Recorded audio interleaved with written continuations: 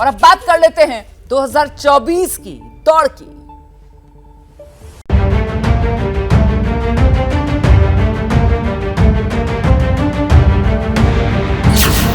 दो 2024 की दौड़ बनेगा विपक्ष का गठजोड़। हमको सबको एक साथ करके और बैठ करके बातचीत भी करेंगे और आगे के बारे में तय करेंगे। यही बात भी है। अब बहुत अच्छा है, बहुत पॉजिटिव बात भी है। हम तो पहले से आप लोगों को कह चुका कि हमारा इसमें कोई ऐतराज नहीं है। हम चाहते हैं बीजेपी जीरो बन जाए। नीतीश कुमार जी लालू प्रसाद यादव जी का फैमिली का साथ रिश्ता तोड़ा था, उस लालू प्रसाद जी का लड़का को लेकर घूम रहा है। पहले ममता से मुलाकात, फिर अखिलेश से हुई बात।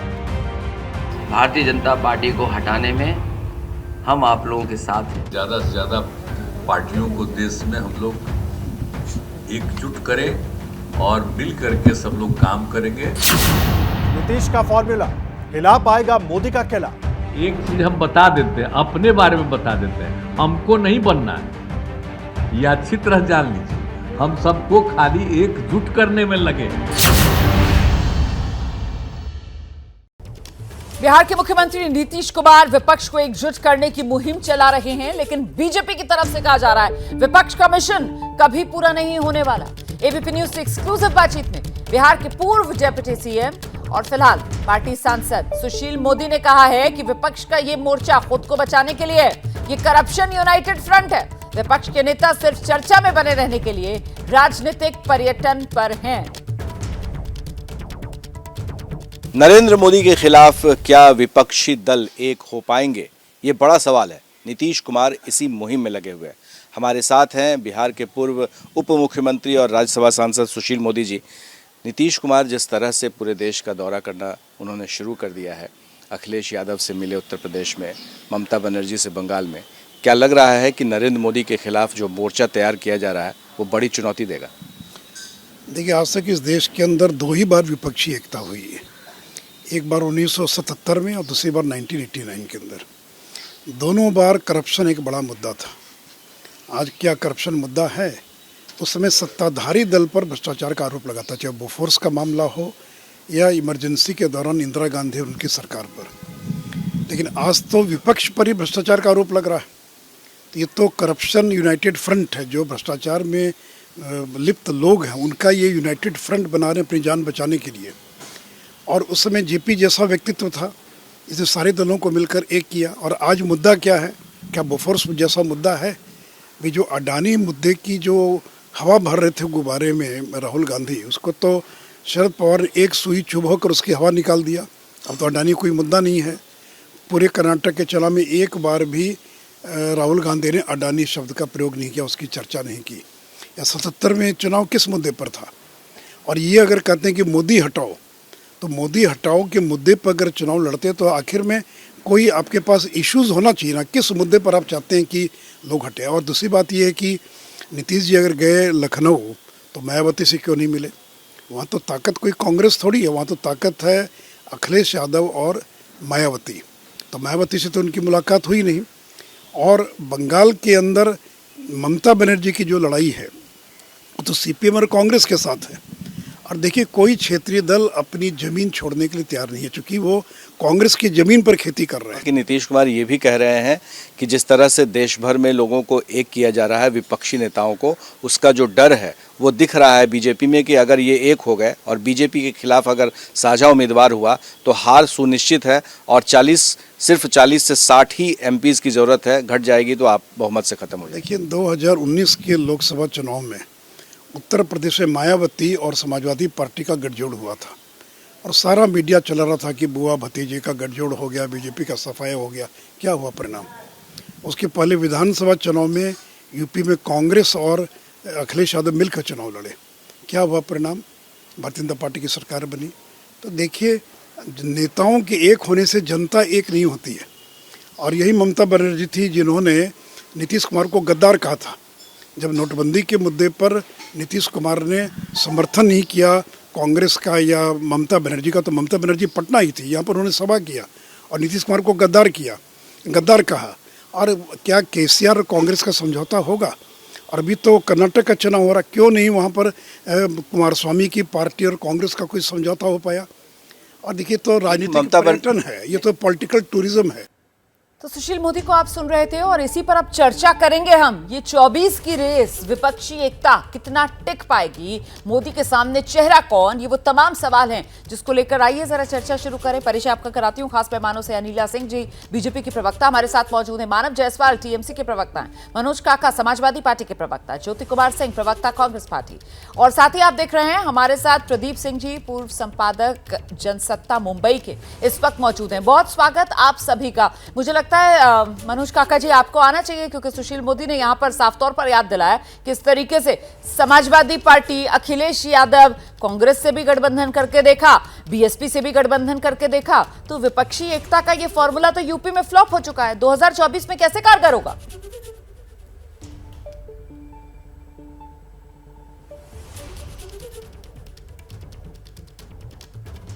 देखिए, जिस नेता के बयान से आप अपना संवाद शुरू कर पा रही हैं वही सुशील मोदी। एक समय ऐसा था कि उनको पूरी दुनिया और देश में सबसे ज्यादा सुखमय और सबसे ज्यादा बेदाग नेतृत्व अगर किसी में दिखता था तो नीतीश कुमार जी में दिखता था, जब नीतीश कुमार जी के वो साथ थे।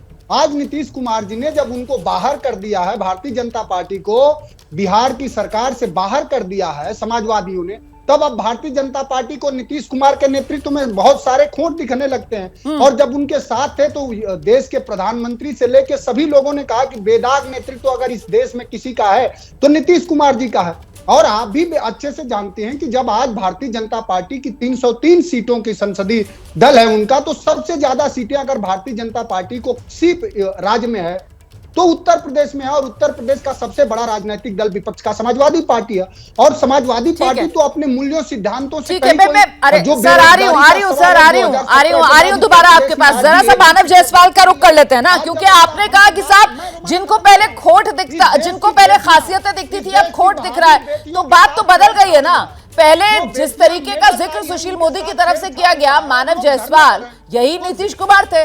पहले ममता बनर्जी को इनमें कई खामियां दिखती थी और अब सारी खूबियां इन्हीं नीतीश कुमार में दिख रही हैं। मतलब ये मौका परस्ती की राजनीति है ना, तो जनता तो इस मौका परस्ती की राजनीति को समझ जाएगी ना। मानव जायसवाल, पहले तो सभी को नमस्कार है रोमाना जी, और आपके माध्यम से पूरे देश को। जनता को इतना मैंने वो मत समझिए, कमजोर मत समझिए।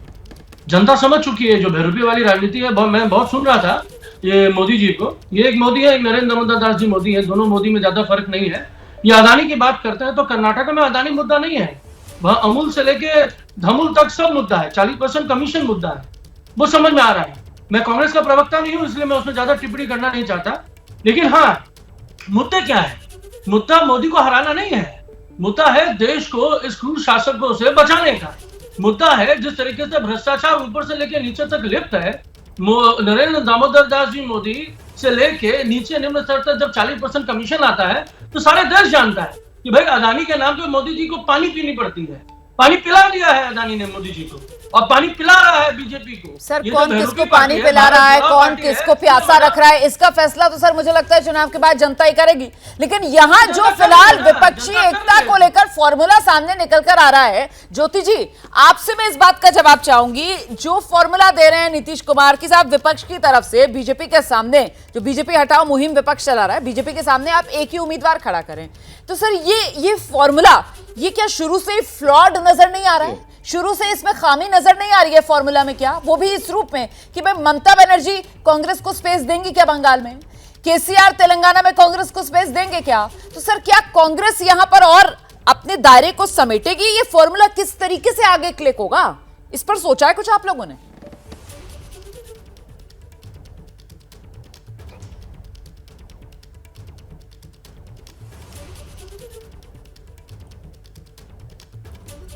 ज्योति जी आवाज मिल रही है मेरी? रोमाना जी आप तो बिल्कुल सब कुछ समझती है, फिर भी आप मेरे मुंह से सुनना चाहती हैं तो मैं बोल रहा हूं। जी जी। ये लड़ाई बिल्कुल आप जिसकी जो चेहरे और कुर्सी की कर रही वो है नहीं, ये लड़ाई तो बेसिकली भारतीय जनता पार्टी बिल्कुल मिल रही है, बिल्कुल मिल रही है। मेरी आवाज मिल रही है आपको ना? मेरी आवाज मिल रही है आपको? जी जी। हेलो, हाँ, मैं कह रहा हूं कि ये लड़ाई बेसिकली भारतीय जनता पार्टी के नरेंद्र मोदी और अमित शाह को अपना अस्तित्व बचाने के लिए वो लड़ाई लड़ रहे हैं। आप देखें, ये लड़ाई कौन लड़ेगा? ये लड़ाई लड़ेगा विनीशा फोकट लड़ेंगी। ये लड़ाई कौन लड़ेगा? जो बजरंग हमारे पहलवान। आज कितने शर्म की बात है कि इस देश में पूरी व्यवस्था बनी हुई है, लेकिन एक नाबालिग लड़की के साथ इतना दुर्व्यवहार होता है और उसको सुप्रीम कोर्ट जाना पड़ता है। इतनी स्टेज कोई शर्म की? तो लड़ाई वो लड़ेंगे। लड़ाई कौन लड़ेगा? जो centre for monitoring Indian economic का जो रिपोर्ट है, जिसमें 7.8% बेरोजगारी है, लड़ाई वो लोग लड़ेंगे। लड़ाई कौन लड़ेगा? लड़ाई वो लड़ेंगे जो खुदरा महंगाई पर 6.5 टू लड़ाई वो लड़ेंगे। तो इन बातों को आप समझें, जो आप बार बार जो भारतीय जनता पार्टी जो लोगों को बताना चाहती है कि देखो जी ये लोग एक साथ नहीं है तो वोट हम ही को देना, वोट बर्बाद नहीं करना। लेकिन इस बार कुछ उल्टा है कि वोट सब लोग, सारी जनता समझ चुकी है। और इनकी देखिए, इनकी संवेदनहीनता देखिए कि बोम्मई को, ईश्वरप्पा को प्रधानमंत्री फोन करते हैं कर्नाटक में, लेकिन जो आदमी मर जाता है, सुसाइड करता है और अपने सुसाइड में लिखता है कि देखो जी 40% कमीशन ये ईश्वरप्पा ने मांग रहे थे तो मैं नहीं दूंगा तो ये हमारे मौत का कारण ही होगा, उसको फोन नहीं करते हैं। वो क्यों नहीं फोन करते हैं? तो रोमाना जी, आपको भी कुछ गंभीर तरीके से सोचना होगा और लोगों को भी ये मैसेज दें, आपके माध्यम से ये मैसेज ना जाए कि भाई ये विपक्ष के लोग एक ना है, सब एक हैं। और नरेंद्र मोदी के इस अलोकतांत्रिक हमें देने की क्या जरूरत है सर? हम तो माध्यम है सर, जो विपक्षी नेता करेंगे वो जनता को समझ में आएगा। अनिला जी, मैं आपके पास आऊं उससे पहले एक रिएक्शन प्रदीप जी का मैं यहाँ पर लेना चाहती हूँ। प्रदीप सर, मैं आपसे ये समझना चाहती हूँ, ये जो फॉर्मूला लेकर आ रहे हैं, वो सवाल जो मैंने पहले भी पूछा कि ये जो फॉर्मूला लेकर आ रहे हैं नीतीश कुमार कि विपक्ष का एक ही उम्मीदवार, ये फॉर्मूला दमदार है या फ्लॉड है? ये फॉर्मूला 2024 में जमीन पर उतरता हुआ नजर आएगा या बस हवा हवाई? देखिए रोमाना जी, बाकी बीजेपी क्या कह रही है इसको छोड़ दो। बीजेपी है तो विपक्ष का अपने विरोधियों का विरोध ही करेगी, उनके खिलाफ ही बोलेगी। शरद पवार जो पुरोधा है विपक्षी राजनीति, शरद पवार क्या कह रहे हैं उस पर ध्यान। उन्होंने कहा कि साथ काम करने की इच्छा एक बात, लेकिन उससे आगे की बातचीत अगर नहीं है, अगर मुद्दों पर समझदारी नहीं है, मुद्दों पर मतैक्य नहीं है, तो फिर उस एकता का कोई मतलब नहीं। और वो बात बिल्कुल खरी उतरती है विपक्षी दलों पर कि भाई आपके पास इशू क्या, मोदी को हटाने के अलावा और क्या मुद्दा है? तो ये एक बात तो ये। दूसरा, आपने कहा कि एक बीजेपी के एक उम्मीदवार के खिलाफ एक उम्मीदवार जी, ये सोच सुनने में बहुत अच्छा लगता है जी। ये आदर्श स्थिति है, अगर हो जाए तो बड़ी अच्छी बात है, लेकिन जो व्यवहारिक राजनीति है वो ऐसा होने नहीं देगी। ये बड़ी बात कह रहे हैं सर आप, व्यवहारिक राजनीति अलग और कहने के लिए राजनीतिक बयान अलग। और ऐसे में आगे अनिला जी आप ही के पास आऊंगी और जानूंगी, ये जो विपक्ष कह रहा है कि साहब मोदी को मुद्दों से घेरेंगे, चेहरा भूल जाइए, इसमें कितना दम आपको नजर आ रहा है? इस वक्त लगातार 2024 कौन जीतेगा, इसी संदर्भ में हम चर्चा कर रहे हैं। और इस बात को लेकर कि जिस तरीके से विपक्षी एकता को लेकर विपक्ष के नेता खासतौर से नीतीश कुमार एक्टिव नजर आ रहे हैं, इसमें नीतीश ने जो फॉर्मूला दिया है वो ये कि हर सीट पर विपक्ष का एक ही उम्मीदवार हो बीजेपी के उम्मीदवार के सामने। लेकिन इस फॉर्मूला में कई सवाल, कई पेच। दिल्ली, पंजाब में आम आदमी पार्टी कांग्रेस के लिए सीट क्यों छोड़ेगी? केरल में क्या लेफ्ट और कांग्रेस पार्टी साथ आ जाएंगे, जो एक दूसरे के प्रतिद्वंदी केरल में लगातार रहे हैं? तेलंगाना में केसीआर और कांग्रेस क्या मिल जाएंगे? जहां कांग्रेस मजबूत, वहां बाकी दल आखिरकार क्या अपने पांव पीछे करेंगे? तो ये वो तमाम सवाल हैं और यही वो पेच है। हालांकि सबके बीच विपक्ष की तरफ से जो एक बात कही जा रही है वो ये कि साहब मोदी को घेरने के लिए चेहरा नहीं, मुद्दा आगे बढ़ाया जाएगा। लेकिन इसमें कितनी व्यवहारिकता वो अलग। पर अनिला जी, खास मेहमानों का रुख कर लेते हैं। बीजेपी की प्रवक्ता अनिला जी हमारे साथ मौजूद हैं। अनिला जी, क्या लगता है आपको कि जब बात मोदी वर्सेस मुद्दे होंगे तो मुद्दों को लेकर विपक्ष जो तेवर दिखा रहा है उससे घेराबंदी हो जाएगी बीजेपी और मोदी सरकार की? मेरी सबको राम राम। और देखिए, ऐसा है कि जब से नरेंद्र मोदी जी प्रधानमंत्री बने हैं भारतवर्ष के, निरंतर हम ये देख रहे हैं कि अपोजिशन जो है, विपक्ष जो है, वो प्रयासरत रहता है कि किस प्रकार से उनको पछाड़ा जाए, उनको मात दी जाए। अलग अलग फॉर्मूले निकाल कर लाते हैं। परंतु वो फॉर्मूला जो है हर बार एक फेल्ड फॉर्मूला सिद्ध होता है। अभी हाल फिलहाल का ही उदाहरण देख लीजिए ना, जब राहुल गांधी की पार्टी ने इतना बड़ा हंगामा क्रिएट किया था, बनाया था अडानी हिंडनबर्ग रिपोर्ट पे, और उस पर मार्च किया था कितने 17 मेन ऑपोजिशन पार्टीज जो हैं वो उनके साथ उन्होंने वॉक किया। ये अगर ये जो 17 मेन पॉलिटिकल पार्टीज हैं, अगर 2019 के चुनाव में आप देखिए इनको तकरीबन 39% वोट मिली थी और 542 में से 160 के करीब इनको सीट्स मिली थी। Bharatiya Janata party 39% seat 39% with 303 seats मिली हुई थी। तो जिन पार्टियों को लेकर ये आज दिखा रहे हैं, अपनी ताकत दिखा रही है कांग्रेस पार्टी, आप उनकी भागीदारी देख लीजिए कि लोगों के बीच में ट्रस्ट फैक्टर जो है कितना है, कितनी इनको वोट परसेंटेज मिली, कितनी इनको सीटें मिली। बिल्कुल, और आपने हालिया जिस मुद्दे का जिक्र किया, अदानी वाला मुद्दा, मुझे लगता है ज्योति जी को आना चाहिए। ज्योति जी ये बताइए ना, अदानी वाला मुद्दा जिसको लेकर इतने आक्रामक तरीके से कांग्रेस पार्टी पूरे विपक्ष को एक साथ लेकर एक साथ सड़क पर उतरी ना। सर शरद पवार ने तो खुद ही कह दिया जेपीसी की जरूरत नहीं है। सर शरद पवार ने तो खुद ही कह दिया जेपीसी की जरूरत नहीं है, तो विपक्षी एकता तो यहीं पर फुस नहीं हो गई। मतलब सबसे बड़ा विपक्ष का मुद्दा अदानी का मुद्दा, और उसी में विपक्ष एक सुर नहीं। जी नहीं देखिए, रुमाना जी थोड़ा ईमानदारी से, नहीं ठीक है। शरद पवार जी इस बात का जस्टिफिकेशन बार बार एक नहीं 2 बार दे चुके हैं, लेकिन भारतीय जनता पार्टी के प्रवक्ता जो ये बात को उन्होंने शुरू किया कि अदानी के, आप बताएं कितना डरे हुए हैं कि जब 17 से 20 विपक्षी पार्टियां मार्च की, ईडी के पास गई, तो आप किस बात से डरते हैं? क्यों नहीं आप इंक्वायरी ईडी से करवाते हैं? आप तो छोटे छोटे मुद्दे पर आप इंक्वायरी बैठा देते हैं, राहुल गांधी के घर पर आप पुलिस भेज देते हैं छोटी सी बात के लिए, लेकिन आप इतने बड़े मुद्दे पर जो अदानी इतना बड़ा घोटाला, उस पर 17 पार्टियां ने इल्जाम लगाया। अभी मुद्दा जो है वो अदानी घोटाला उसकी जांच का नहीं है, मुद्दा जो है विपक्ष की एकता को लेकर है। और विपक्ष की एकता अगर ऐसे बड़े मुद्दों पर भी नहीं बन पा रही है, जिन मुद्दों को लेकर विपक्ष ने संसद चलने नहीं दी, तो फिर विपक्षी एकता को लेकर सवाल तो पूछा जाएगा ना। मानव जायसवाल, सवाल तो पूछा जाएगा कि विपक्षी एकता सिर्फ और सिर्फ दावों में, सिर्फ और सिर्फ हवा में, जमीन पर असलियत क्या है? बिल्कुल एक है मानव जायसवाल। रोमाना जी मुझे यकीन है कि आपको हमारे लोकतंत्र पर भरोसा है। मुझे यकीन है कि आपको ये भी यकीन है कि डेमोक्रेटिकली हम एक लीडर चुनते हैं।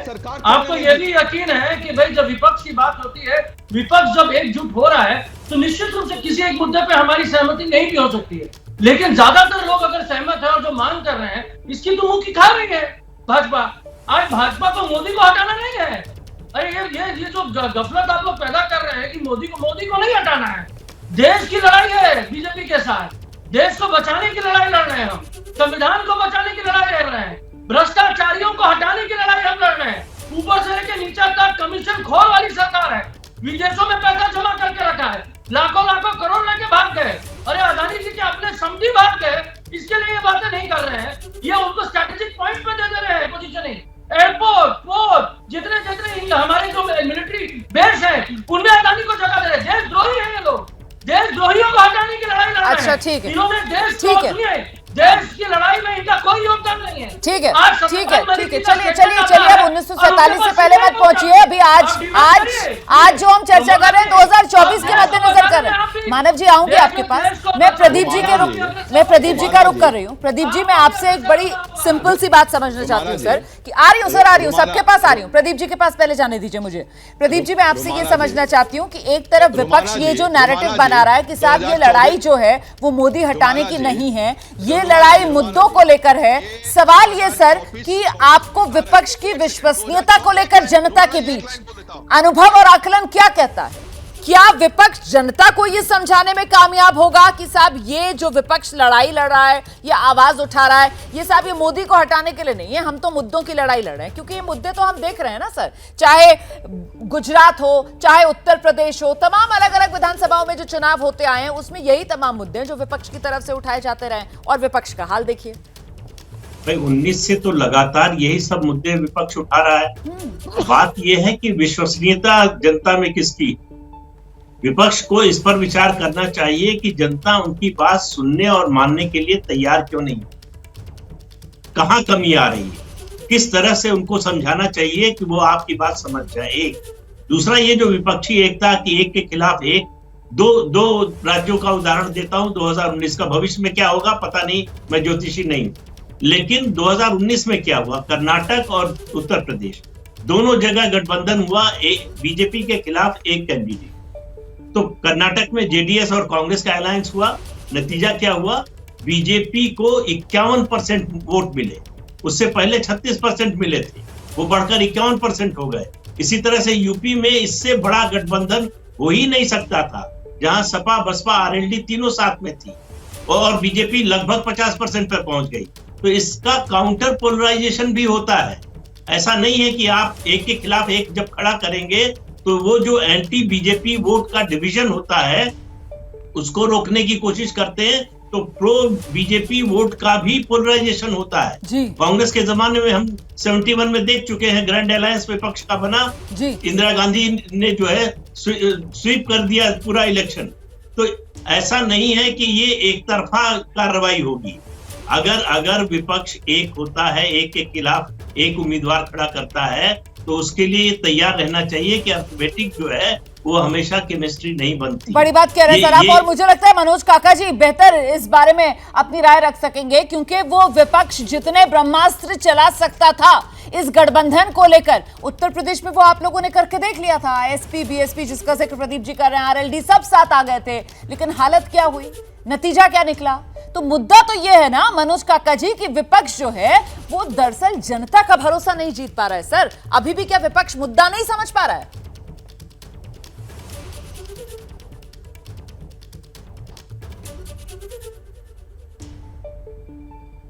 देखिए विपक्ष पूरी तरह से मुद्दा समझ पा रहा है, और जो एक बात इस जो हम लोग संवाद कर रहे हैं इसी में निकल के आई कि अगर आप 2019 का आंकड़े देखें तो 39% वोट पाई थी भारतीय जनता पार्टी, और उसके विपक्ष में अब भी 61% इस देश में लोगों ने वोट दिया था। तो ये तो साफ है कि अभी ज्यादातर लोग विपक्षी और समाजवादी पार्टी और जो समाजवादी सिद्धांत है उसी के तरफ देश में ज्यादा लोग हैं, और 20% ज्यादा है।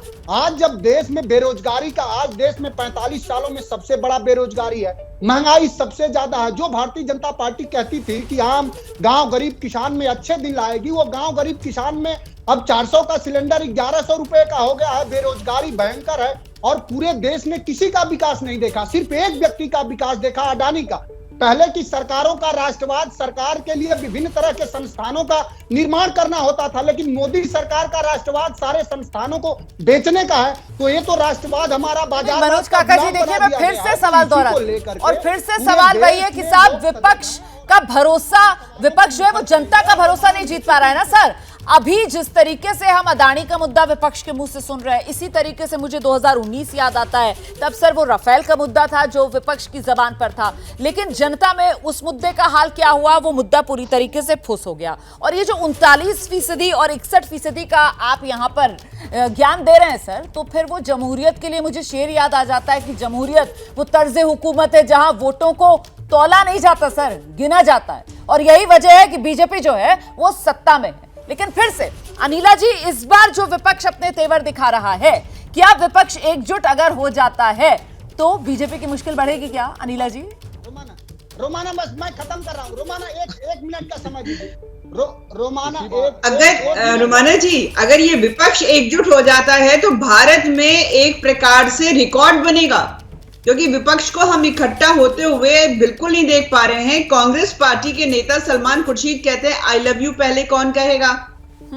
अभिषेक बनर्जी जी जो टीएमसी के नेता हैं, वो ये कहते हैं कि कांग्रेस पार्टी जो है वो आइडियोलॉजी से कॉम्प्रोमाइज करती है। कांग्रेस पार्टी के नेता राहुल गांधी ये कहते हैं कि टीएमसी जो है वो भारतीय जनता पार्टी को इनडायरेक्टली सपोर्ट करती है। आप यहाँ पर मतभेद मनभेद सारे हैं, तो ये एक होंगे कैसे?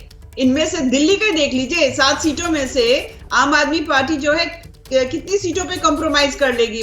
ठीक है, ये वही सवाल है, वही पेज है जो एबीपी न्यूज़ भी दिखा रहा था अपने दर्शकों को। फिलहाल बहुत शुक्रिया आप सभी का मेरे साथ जुड़ने के लिए इस चर्चा में। समय मेरे पास इतना ही है। कुल मिलाकर अभी के हालात ये कि विपक्ष के पास फिलहाल कोई ऐसा बड़ा फॉर्मूला नजर नहीं आता जो हिला सके मोदी का किला।